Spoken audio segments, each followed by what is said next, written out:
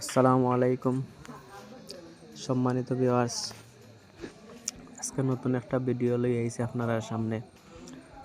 সিলেট বিভাগের সুনামগঞ্জ জেলার জগন্নাথপুর উপজেলা ভিতরে একটা ঐতিহ্যবাহী বাজার, রসুলগঞ্জ বাজার। এই বাজারও খুব সুন্দর সুন্দর গরু উঠে, মুরগ উঠে। আপনারা ভিডিওটা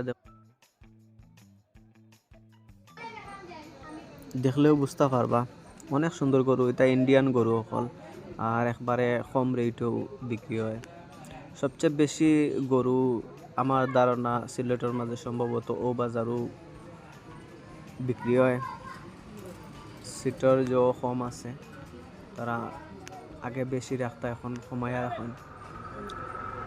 প্রচুর মানুষ হয়। এটা প্রত্যেক শুক্রবারে বাজার হয়। প্রত্যেক শুক্রবারে বাজার হয়।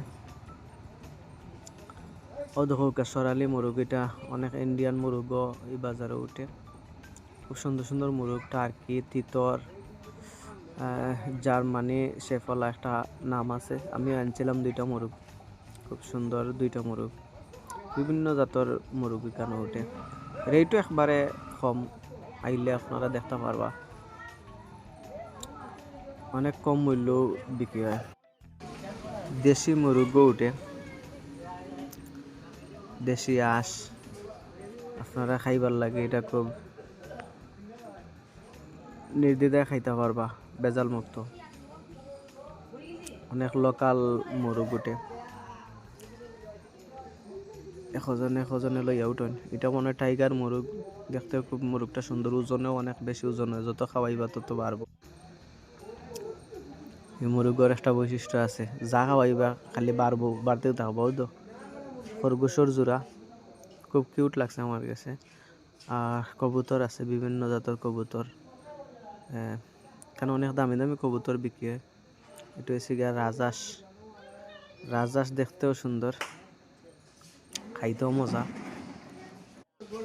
আখাসার ভিতরে মুরগ রাখছে, ওদের কেন আবার ফিঞ্জিরাও মিলবো, সুন্দর সুন্দর ফিঞ্জিরা। প্রত্যেক মানুষ শুক্রবারে যায় বাজার করে, এখানে এমন কোনো জিনিস না মিলে না। ওদের আসর তাই একটা কি আস, ফিঞ্জিরার ভিতরে প্রচুর আঁশ ধরাইলে তারা। আর